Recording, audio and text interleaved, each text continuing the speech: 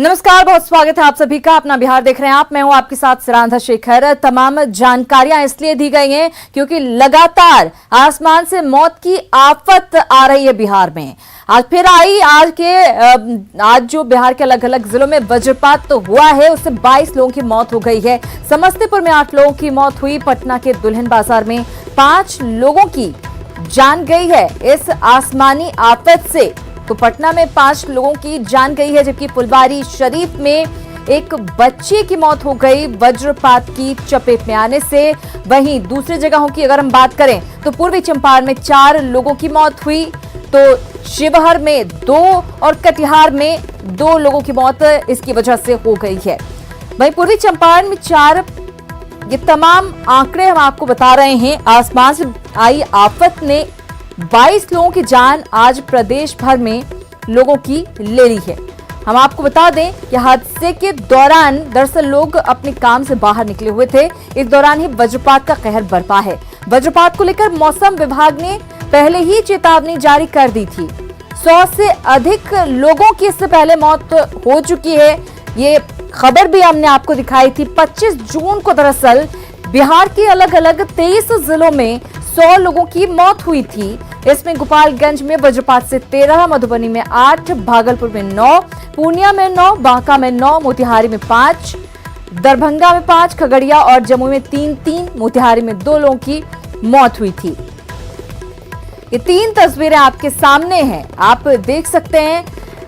आसमान से जो आफत आई है, समस्तीपुर, शिवहर और कटिहार में 22 लोगों की आज जान चली गई। इससे पहले भी एक दिन में 100 लोगों की जान चली गई थी। लगातार आपदा विभाग की तरफ से सूचना जारी की जाती है, अलर्ट दिया जाता है। वो इसलिए दिया जाता है ताकि आप सचेत रहें। और हमने भी बुलेटिन की शुरुआत में इसीलिए आपको बताया कि क्या क्या सावधानियां आपको रखनी है जब आपको अलर्ट दिया जाता है कि वज्रपात आ सकता है। उसके बाद तो समस्तीपुर की अगर हम बात करें तो समस्तीपुर के रोसड़ा बटहा गांव में ठनका गिरने से 2 बच्चों सहित 3 लोगों की मौत हो गई है। पूसा थाना क्षेत्र के मोरसन गांव में वज्रपात से एक बुजुर्ग की मौत हो गई। मुफस्सिल थाना क्षेत्र के भुईधारा वार्ड में 11 में वज्रपात से एक शख्स की मौत हो गई। मृतक की पहचान सुरेश महतो के तौर पर हुई है। वहीं मुसरी घरारी थाना क्षेत्र के चैनपुर गांव के वार्ड संख्या 3 में एक 12 साल के बच्चे की मौत हो गई, जबकि विभूतिपुर थाना क्षेत्र के 2 अलग अलग गांव में आज वज्रपात से 2 युवक गंभीर रूप से झुलस गए। अस्पताल ले जाते जाते दोनों की मौत हो गई। तो समस्तीपुर में आकाश से बिजली गिरी और कई लोगों की जान ले ली। जिनकी मृत्यु हुई है इस घटना में, वो गाछी लिए हुए थे व्यापार के लिए, आम का बगीचा, और उसमें जब वर्षा और वज्रपात जोर से गरज होने लगा तो घर जाने के लिए, भागने के लिए लोग सड़क पर आए। इसी बीच वज्रपात हो गया और तीनों का मृत्यु हो गया। उसमें 2 बच्चा और एक रुदल पासवान जिनका उम्र 30 वर्ष का था। समाज कल्याण विभाग से मांग करते हैं कि उनके आश्रित को सही मुआवजा दिया जाए ताकि उनके जीवन यापन सुलभ हो सके। ये हमारा मांग है। ये दुखद घटना है। बात कर लेते हैं सियासी खबर की। चुनावी जीत के लिए हर दांव आजमाने की कोशिश की जा रही है, चाहे शर्त परिवार हो या फिर विरोधी। आरजेडी ने एक बार फिर कुछ इसी तरह की चाल चली है, जिसने एक नया सवाल खड़ा कर दिया है। देखिए।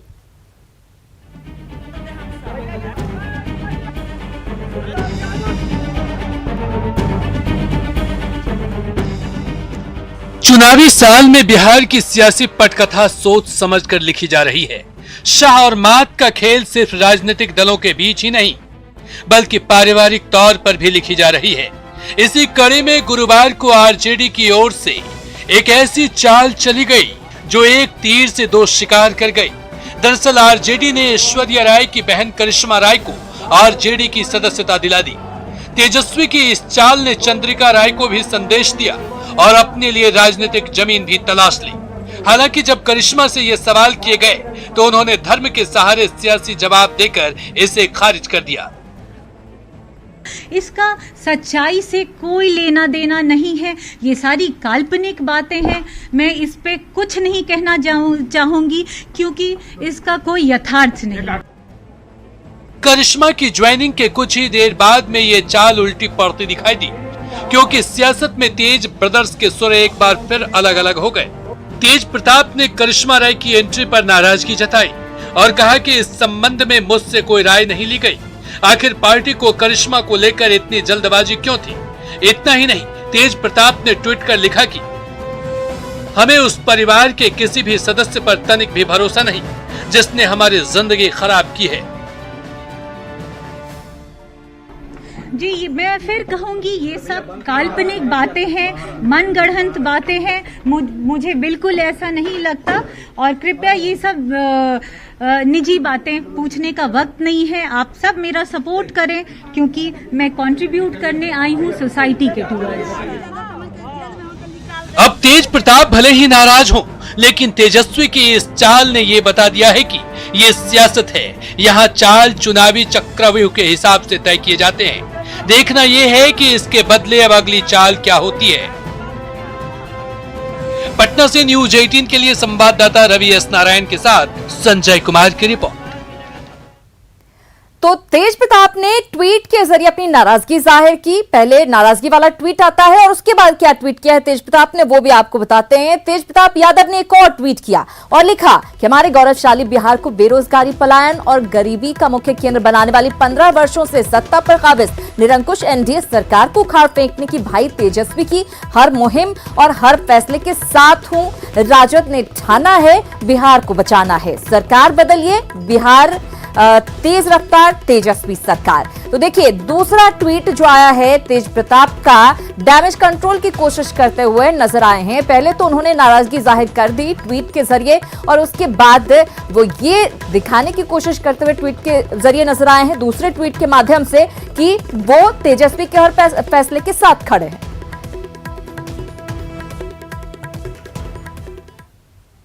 और इस खबर को समझने की बात दरअसल यह है कि चंद्रिका राय ने आरजेडी के विरोध का ऐलान किया है और आरजेडी के खिलाफ इस बार चुनावी रणनीति बनाते हुए नजर आएंगे। चुनावी मैदान में वो आरजेडी के खिलाफ होंगे। तेजस्वी यादव अब उस रणनीति की काट दरअसल खोज रहे हैं और इसी के तहत करिश्मा को आरजेडी से जोड़ा गया। दारोगा राय के परिवार के साथ खड़े दिखने की कोशिश तेजस्वी करते हुए नजर आ रहे हैं। इस पूरे जो घटनाक्रम है, जिस तरह से करिश्मा को पार्टी में शामिल किया गया है, उसका सार यही नजर आता है। इधर आरजेडी में चंद्रिका राय की भतीजी के शामिल होने के मामले में जेडीयू ने लालू परिवार पर बड़ा हमला बोला है। श्याम रजक ने कहा कि जिस घर में एक बेटी को अपमानित होकर निकलना पड़ा है, उसी घर में दूसरी बेटी गई है। ऐश्वर्या जैसे ही करिश्मा को भी अपमानित करेगा लालू परिवार। पूरी उनके साथ है, लेकिन उनके साथ क्या हाल होगा, आदत जो है वो चाहता नहीं है। आदतन वो लोग इसी कैरेक्टर के, इसी चरित्र के, इसी संस्कार के हैं। चलिए आगे बढ़ते हैं। आरजेडी के पूर्व उपाध्यक्ष विजेंद्र यादव 7 जुलाई को जेडीयू में शामिल होंगे। विजेंद्र यादव ने जेडीयू अध्यक्ष नीतीश कुमार से मुलाकात के बाद ये फैसला लिया। विजेंद्र यादव का दावा है कि उनके आने से शाहाबाद के हजारों आरजेडी कार्यकर्ता जेडीयू में शामिल होंगे। आपको बता दें कि विजेंद्र यादव तेजस्वी के करीबी विधायक अरुण यादव के भाई हैं। दुष्कर्म के आरोपी अरुण यादव फिलहाल फरार चल रहे हैं। आरा के कार्यकर्ता कोई रह ही नहीं जाएगा। मुसलमानों में भी भारी रिजेंटमेंट है, यादवों में भी रिजेंटमेंट है और जो अति पिछड़ा जो सामाजिक न्याय का जो था, हवा बना करके पार्टी बनाया गया था, वो उसमें काफी टूट होगा। महागठबंधन का नेता कौन होगा, इस पर अभी सहमति बनती नहीं दिख रही है। तेजस्वी के नेतृत्व के सवाल पर बिहार कांग्रेस प्रभारी शक्ति सिंह गोहिल ने कहा कि ये छोटी बात है, सब मिलकर इसका हल खोज लेंगे। महागठबंधन के साथियों पे भरोसा है कि हम साथ बैठेंगे, साथ मिलके सारी चीजों का सॉल्यूशन हो जाएगा। और जेडी बिहार में बड़ी पार्टी है, तो बड़ी पार्टी का दिल भी बड़ा होता है। मैं नहीं मानता हूं लालू प्रसाद जी सुलझे हुए नेता है, तो किसी भी बात को लेके महागठबंधन में ना दिक्कत है, ना आने वाले दिनों में होगी। और महागठबंधन में नेतृत्व को लेकर शक्ति सिंह गोहिल के बयान पर केसी त्यागी ने कहा कि लोकसभा चुनाव में ही तेजस्वी को जनता ने नकार दिया। यही वजह है कि आरजेडी की सहयोगी पार्टियां बिना किसी चेहरे के चुनाव में उतरना चाहती हैं। नवंबर में विधानसभा का चुनाव आहूत है, फिर नीतीश कुमार जी गठबंधन के नहीं बिहार की जनता के चेहरे के रूप में सामने हैं और उनके सामने कोई नहीं है। श्री तेजस्वी यादव उनके सामने कहीं खड़े दिखते नहीं हैं। और बिहार कांग्रेस ने आज से डिजिटल सदस्यता अभियान की शुरुआत की। पार्टी के प्रदेश मुख्यालय सदाकत आश्रम से इस अभियान की शुरुआत हुई। कार्यक्रम में बिहार कांग्रेस के तमाम नेता मौजूद रहे, जबकि पार्टी प्रभारी शक्ति सिंह गोहिल और प्रभारी सचिव वीरेंद्र राठौर ने दिल्ली से वीडियो कॉन्फ्रेंसिंग के जरिए नेताओं को संबोधित किया। शक्ति सिंह गोहिल ने कहा कि अगर पार्टी सत्ता में आती है तो सेवा मॉडल के हिसाब से शासन करेगी, जबकि सदानंद सिंह ने कहा कि सदस्यता अभियान को बड़े पैमाने पर चलाया जाएगा ताकि संगठन को मजबूती मिल सके। सबसे बड़ी बात है कि जो इसमें सजग कार्यकर्ता थे, ईमानदार कार्यकर्ता थे, उन्हें अपना पूरा मार्क्स मिलेगा, उनकी उपलब्धि को आला कमान जानेगी। इसलिए हम लोग इसको पूरे जोर से, काफी उत्साह से इस कार्य को करने में लग जा रहे हैं। आज बिहार बहुत पीछे चला गया है। कांग्रेस जन ही हम लोग कमजोरी के साथ हैं। यदि मजबूती के साथ हम गांव-गांव चलेंगे तो जनता हमें आलिंगन करने के लिए तत्पर है। आवश्यकता इस बात की है कि हम कांग्रेस जन जाएं, जनता के बीच जाएं और जन समस्याओं के साथ साथ जनता के दुख दर्दों में शामिल हों। इधर सीएम नीतीश कुमार और बीजेपी नेता भूपेंद्र यादव के बीच मुलाकात के बाद बिहार की सियासत गर्म हो गई है। आरजेडी की माने तो कोई कितना भी मुलाकात कर ले, हार निश्चित है, क्योंकि एनडीए में सब कुछ ठीक ठाक नहीं चल रहा है। वहीं कांग्रेस ने भी मुलाकात पर सवाल उठाए हैं। पार्टी प्रवक्ता राजेश राठौर ने कहा कि चिराग पासवान की वजह से एनडीए में भूचाल आ गया है। वहीं जेडीयू नीतीश कुमार और भूपेंद्र यादव की मुलाकात को स्वाभाविक बता रहा है। देखिए, एनडीए में सब कुछ ठीक ठाक नहीं है और माननीय मुख्यमंत्री को किनारे लगाने के लिए सब उपाय कर लिया गया है और इस बार तो इनकी सरकार बनेगी नहीं। अगर बनेगी भी किसी कारण से, अगर लड़ाई में रहेंगे भी, तो माननीय मुख्यमंत्री जी को मुख्यमंत्री का उम्मीदवार बीजेपी नहीं मानेगी। लेकिन एनडीए में अब सब ठीक नहीं है। अपने आप में स्पष्ट है कि भूपेंद्र यादव जैसे जो बिहार के प्रभारी हैं भाजपा के, पहले चिराग पासवान से मिलते हैं छोटे दल से, फिर मुख्यमंत्री के आवास में जाके मिलते हैं। मुख्यमंत्री अपने आप में संशय में है कि चुनाव के बाद हमको ये मुख्यमंत्री मानते हैं कि नहीं मानते हैं। हालांकि उनकी सरकार बननी नहीं है। नेता है नीतीश कुमार जी और भारतीय जनता पार्टी के बिहार के प्रभारी के रूप में भूपेंद्र यादव समय समय पर परामर्श के लिए मुख्यमंत्री जी से मिलते हैं और इसमें अस्वाभाविक कुछ भी नहीं है। कोरोना काल है, देश में कई तरह के सवाल हैं और साथ साथ बिहार में आने वाला चुनाव भी है। और तमाम राजनीतिक पार्टियों की तरह जेडीयू अब पूरी तरह से चुनावी तैयारियों में जुट गया है। मंत्री श्याम रजक ने नया नारा बनाकर सीएम नीतीश कुमार के कार्यों को जनता तक पहुंचाने के लिए वॉर रूम बनाया है, जहां से विकास कार्यों को जनता तक पहुंचाया जा रहा है। कि बिहार जो है वो नीतीश कुमार की पहचान बन चुकी है और इसलिए और नीतीश कुमार के जो विचार हैं वो बिहार को फिर से देश का ही नहीं बल्कि विश्व का गुरु बनने में एक सबसे बड़ा प्रयास होगा। वो नीतीश कुमार के विचार है। इसीलिए हमने कहा है कि एक के राय एक के विचार, सबसे बढ़िया नीतीश कुमार। बड़ी खबर की बात करते हैं। बड़ी खबर पटना सिटी से है, जहां एनएमसीएच में भर्ती 3 कोरोना संक्रमित मरीजों की मौत हो गई। मरने वाले तीनों मरीज मसौढ़ी, नालंदा और आरा के निवासी बताए जा रहे हैं। एनएमसीएच के अधीक्षक ने बताया कि तीनों मरीज पहले से डायबिटीज, हाइपरटेंशन और किडनी जैसी बीमारियों से ग्रसित थे और चिंताजनक स्थिति में अस्पताल में भर्ती कराए गए थे। अधीक्षक ने कहा कि तीनों मरीजों की जान बचाने को लेकर अस्पताल में तैनात डॉक्टरों ने हर संभव प्रयास किया, लेकिन गंभीर बीमारी और कोरोना संक्रमित होने के कारण उनकी जान नहीं बचाई जा सकी। गौरतलब है कि इलाज के दौरान कल भी कुछ ही घंटे के अंतराल पर कोरोना पॉजिटिव 3 मरीजों की मौत हो गई थी। और कोरोना से बचाव को लेकर सीएम नीतीश कुमार लगातार समीक्षा बैठक कर रहे हैं, अधिकारियों को निर्देश दे रहे हैं। सूचना एवं जनसंपर्क विभाग के सचिव अनुपम कुमार ने कोरोना से बचाव को लेकर सरकार के कार्यों की जानकारी दी। पीएस की जो राशन कार्ड संबंधी सेवा है, इसको लोक शिकायत निवारण अधिकार अधिनियम के दायरे में ले आया गया है। यानी अगर अब जो सेवा प्राप्त करने वाले आवेदक संतुष्ट नहीं हैं तो वो अब लोक शिकायत प्राधिकार के पास अपनी शिकायत दायर कर सकते हैं और जो एक्ट के अनुसार समय सीमा निर्धारित है उसके अंतर्गत उसका डिस्पोजल होगा। खबर हाजीपुर से है, जहां सदर थाना इलाके में दहेज को लेकर एक विवाहिता की हत्या कर दी गई और साक्ष्य छुपाने के लिए शव को जमीन में गाड़ दिया गया। वहीं मृतक के परिजन को विवाहिता के घर से गायब होने की सूचना दे दी गई, लेकिन ससुराल वालों का ये कारनामा उस समय उजागर हो गया जब नदी के किनारे विवाहिता के शव को जमीन में गाड़े जाने का खुलासा हुआ। इसके बाद परिजनों ने इसकी सूचना पुलिस को दी। पुलिस मौके पर पहुंच को पुलिस ने शव को बाहर निकाला और शव को कब्जे में लेकर पोस्टमार्टम के लिए भेज दिया। वहीं मामला उजागर होने के बाद से ससुराल वाले घर से फरार हैं। पुलिस पूरे मामले की छानबीन में जुट गई है। छारे फेंक दी गई थी ससुराल वालों ने मार के, और दहेज की मांग कर रहा था। 5 लाख रुपए दहेज देने के उपरांत ऊपर से मांग रहा था। अच्छा, कब से गायब थी? शनिवार को रात में, नहीं संडे को हमको इन्फॉर्मेशन किया था। क्या इन्फॉर्मेशन किया था? कि ये आपकी बहन घर में नहीं है, ये कहीं भाग गई है। उधर मुंगेर में पुलिस ने शातिर अपराधी मदन चौधरी को गिरफ्तार कर लिया है। मुफस्सिल थाना क्षेत्र के भेलवत दियारा में मुठभेड़ के बाद शातिर अपराधी मदन चौधरी को पुलिस ने धर दबोचा। मदन चौधरी को गिरफ्तार करने गई पुलिस पर फायरिंग भी की गई। जवाब में पुलिस ने भी फायरिंग की। 3 घंटे तक चली पुलिस कार्रवाई के बाद मदन चौधरी साड़ी पहनकर भागने की कोशिश में था, लेकिन पुलिस ने उसे दबोच लिया। पुलिस ने हथियार के साथ जिंदा कारतूस भी बरामद किया है। आरोपी पर 8 आपराधिक मामले दर्ज थे और उसका दियारा इलाके में काफी खौफ था।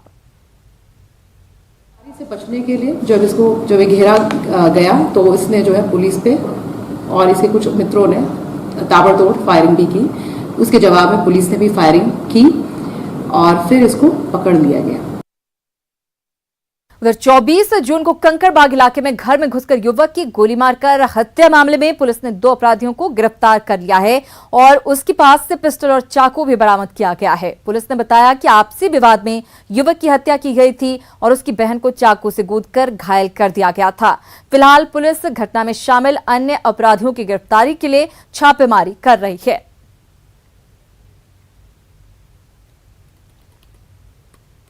वहाँ के 24 जून को कंकड़बाग में ही गोली मार के हत्या कर दिया गया था संजय उर्फ लाला का।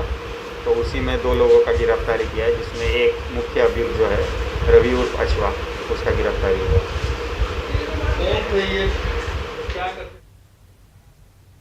कोरोना की वजह से मुजफ्फरपुर के प्रसिद्ध बाबा गरीबनाथ मंदिर में इस साल नहीं लगेगा श्रावणी मेला। सावन शुरू होते ही मंदिर को बंद कर दिया जाएगा।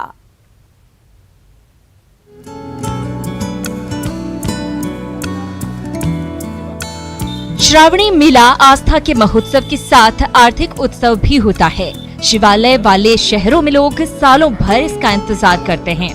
बिहार का देवघर कहे जाने वाले मुजफ्फरपुर के बाबा गरीबनाथ धाम में सावन में 20 लाख से ज्यादा लोग जलाभिषेक और शिव आराधना करते हैं। सावन के महीने में इस मंदिर के न्यास बोर्ड को लगभग 70 लाख की आमदनी होती है।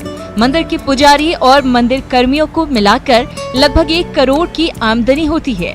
कोरोना संकट में इस साल मंदिर को बंद कर दिया गया है। न्यास समिति के अधिकारियों की माने तो सावन में मंदिर बंद करने का निर्णय काफी कठिन था, लेकिन कोरोना को रोकने के लिए ये फैसला करना पड़ा।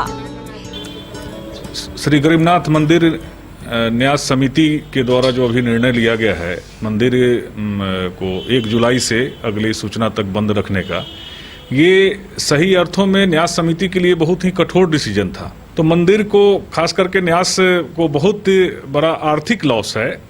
और पंडितों का जो सावन की जो कमाई होती है और ये छठ तक अपना खाते थे, का ये भादो आश्विन कार्तिक नहीं चलता है। मंदिर आश्विन कार्तिक अगहन पौष माघ से फिर थोड़ा बहुत मंदिर चलना शुरू हो जाता है। तो इस बीच जो भी खर्च होता है इस सावन के महीने से निकल जाता था और लोग उससे अपना खर्च करके अपना जीवन यापन करते थे। सावन में पूरा शहर मेला क्षेत्र बन जाता है। कांवरिया पथ से लेकर मंदिर परिसर तक 5000 से ज्यादा छोटे कारोबारी सामग्री बेचते हैं। कोरोना ने इन कारोबारियों को भी निराश कर दिया है कि बाबा 1 महीना के पूरे सावन में हमको जो देते हैं, हम लोग का इस बार बहुत क्षति होने वाला है। हुआ है और होगा ही। काहे कि 1 महीने के सावन में लगभग हम लोग पूरे सावन में 50 से 60-80 हज़ार रुपये तक का आमदनी रखते हैं। हम लोग एक नॉर्मल परिवार है कि हम लोग इसी से यहीं से हम लोग का जीवन चलता है। यही तो बात है सर, 3 महीना हम लोग कैसे बिताए हैं, अब बाबा जाने अब क्या करें हम लोग। सावन मास हम लोग के लिए बहुत बड़ा सुप्रिय मास है। हाँ, 12 महीना के बीच में एक मास ऐसा आता है, हम लोग को भी इंतजार रहता है इस मास को। कोरोना के कहर ने न सिर्फ आस्था पर ब्रेक लगा दिया है, बल्कि श्रावणी मेले पर आधारित आर्थिक गतिविधियों को भी ठप कर दिया है। ऐसे में इस मेले से जुड़े लोगों को इस साल आर्थिक मंदी से गुजरना पड़ेगा। न्यूज़ 18 के लिए मुजफ्फरपुर से सुधीर कुमार की रिपोर्ट। अपना बिहार में फिलहाल इतना ही, लेकिन न्यूज़ 18 बिहार झारखंड पर खबरों का सिलसिला लगातार जारी है।